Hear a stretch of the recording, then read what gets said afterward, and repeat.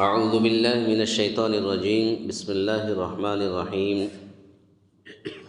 وَإِذْ قَالَ رَبُّكَ لِلْمَلَائِكَةِ إِنِّي خَالِقٌ بَشَرًا مِّن صَلْصَالٍ مِّنْ حَمَإٍ مَّسْنُونٍ فَإِذَا سَوَّيْتُهُ وَنَفَخْتُ فِيهِ مِن رُّوحِي فَقَعُوا لَهُ سَاجِدِينَ فَسَجَدَ الْمَلَائِكَةُ كُلُّهُمْ أَجْمَعُونَ إِلَّا إِبْلِيسَ أَبَىٰ أَن يَكُونَ مَعَ السَّاجِدِينَ قَالَ يَا إِبْلِيسُ مَا لَكَ أَلَّا تَكُونَ مَعَ السَّاجِدِينَ قال لم أكن لأسجد لبشر خلقته من صلصال من حمأ مسنون قال فاخرج منها فإنك رجيم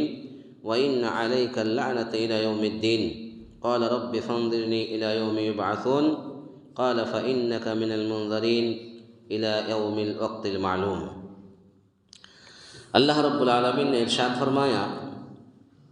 وَإِذْ قَالَ رَبُّكَ لِلْمَلَائِكَةِ، اور جب تیرے پروردگار نے فرشتوں سے فرمایا کہ میں ایک انسان کو کالی اور سڑی ہوئی کھنکھناتی مٹی سے پیدا کرنے والا ہوں، فَإِذَا سَوَّيْتُهُ وَنَفَخْتُ فِيهِ مِن رُّوحِي فَقَعُوا لَهُ سَاجِدِينَ، تو جب میں اسے پورا بنا چکوں اور اس میں اپنی روح پھونک دوں تو تم سب اس کے لیے سجدے میں گر پڑنا۔ فَسَجَدَ الْمَلَائِكَةُ كُلُّهُمْ أَجْمَعُونَ، چنانچہ تمام فرشتوں نے سب کے سب نے سجدہ کر لیا، الا ابلیس ابا ان یکون مع الساجدین، مگر ابلیس نے سجدہ نہیں کیا، اس نے سجدہ کرنے والوں میں شمولیت کرنے سے صاف انکار کر دیا۔ قال یا ابلیس ما لک الا تکون مع الساجدین، اللہ تعالیٰ نے فرمایا اے ابلیس تجھے کیا ہوا کہ تو سجدہ کرنے والوں میں شامل نہ ہوا؟ قال لم اکن لاسجد لبشر خلقتہ، وہ بولا کہ میں ایسا نہیں کہ اس انسان کو سجدہ کروں جسے تو نے کالی اور سڑی ہوئی کھنکھناتی مٹی سے پیدا کیا ہے۔ قال فاخرج منها فإنك رجیم، فرمایا اب تو بہشت سے نکل جا کیونکہ تو راندائے درگاہ ہے۔ وإن عليك اللعنة إلى يوم الدین، اور تجھ پر میری پھٹکار ہے قیامت کے دن تک۔ قال رب فانظرني إلى يوم يبعثون، کہنے لگا کہ اے میرے رب مجھے اس دن تک ڈھیل دے دے کہ لوگ دوبارہ اٹھا کھڑے کیے جائیں۔ قال فإنك من المنظرین، فرمایا کہ اچھا تو ان میں سے ہے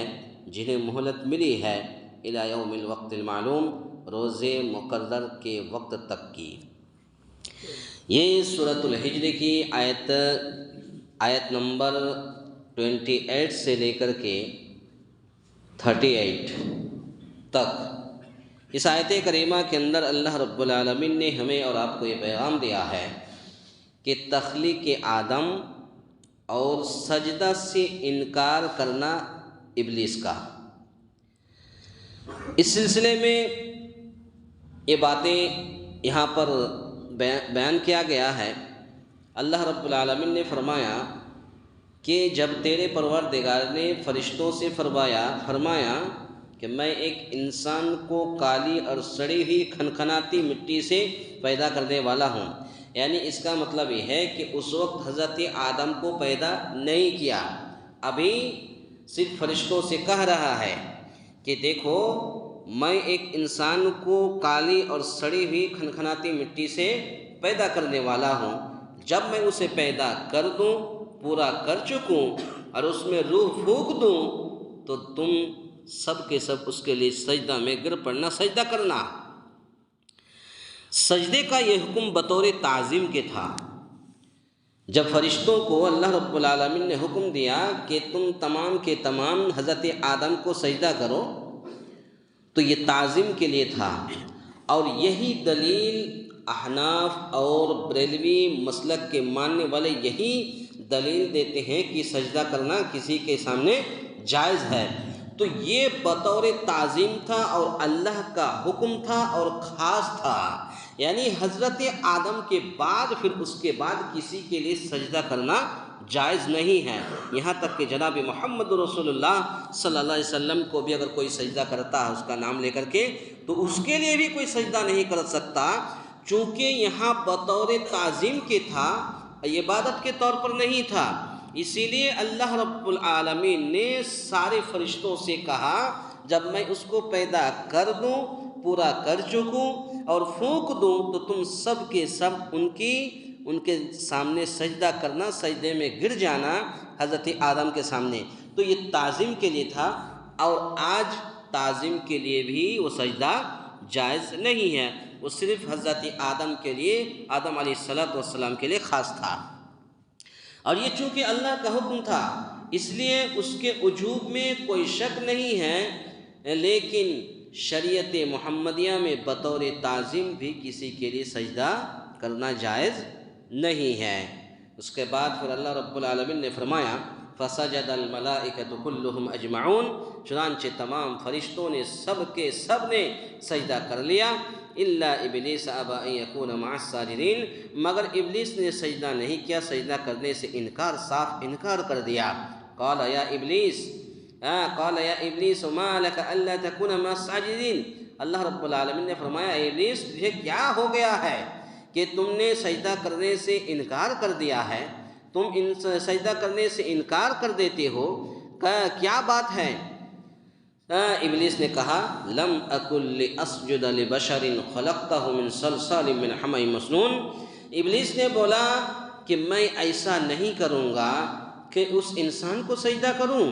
جسے تو نے کالی مٹی اور سڑی ہوئی کھنکھناتی مٹی سے پیدا کیا، میں اسے سجدہ کروں، ایسا ہو نہیں سکتا، میں سجدہ نہیں کروں گا، صاف انکار کر دیا۔ شیطان نے انکار کی وجہ حضرت آدم علیہ السلام کا خاکی اور بشر ہونا بتلایا، جس کا مطلب یہ ہوا کہ انسان اور بشر کو اس کی بشریت کی بنا پر حقیر اور کمتر سمجھنا یہ شیطان کا فلسفہ ہے۔ شیطان کا کہنا ہے، ابلیس کا کہنا ہے یہ ایک حقیر انسان ہے اور یہ ایک انسان ہے، بشر ہے، اس کو میں سجدہ کروں، ایسا نہیں ہو سکتا، میں سجدہ نہیں کر سکتا۔ تو انسان اور بشر کو اس کی بشریت کی بنا پر انسان ہونے کے ناطے حقیر اور کمتر سمجھنا یہ شیطان کا فلسفہ ہے، جو اہل حق کا عقیدہ نہیں ہو سکتا۔ اسی لیے اہل حق انبیاء علیہم السلام کی بشریت کے منکر نہیں ہیں،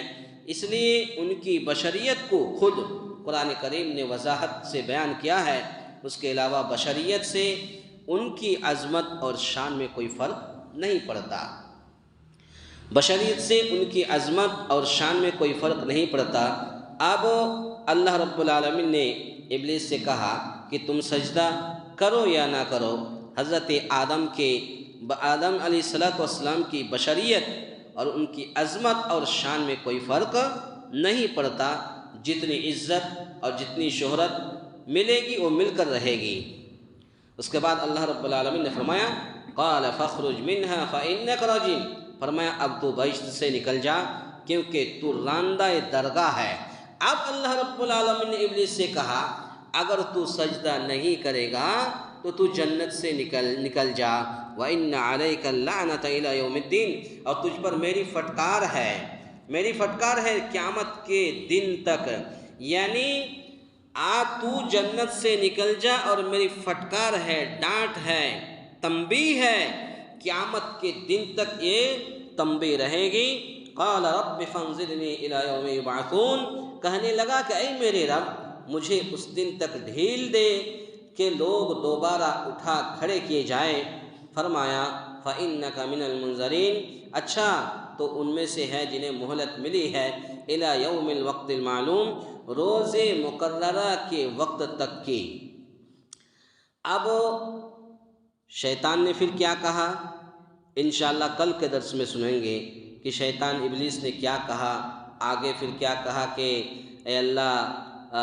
شیطان نے کہا کہ اے میرے رب چونکہ تو نے مجھے گمراہ کیا ہے، مجھے بھی قسم ہے کہ میں بھی زمین میں ان کے لیے معاصی کو مزین کروں گا اور ان سب کو بہکاؤں گا، یعنی بہکاتا رہوں گا۔ پھر اللہ رب العالمین نے اس کا جواب دیا کہ جو میرے نیک بندے ہیں اس کو تو کبھی بہکا نہیں پائے گا، تیری چال نہیں چلے گی۔ تو آگے پھر انشاءاللہ کل کے درس میں بیان کیا جائے گا۔ اللہ تعالیٰ سے دعا ہے یا الہ العالمین ہم تمام مسلمانوں کو کہنے سننے سے زیادہ نیک عمل کرنے کی توفیق عطا فرمائے۔ آمین۔ اقول قولی ھذا استغفر اللہ لی ولکم ولسائر المسلمین واستغفروہ انہ ھو الغفور الرحیم۔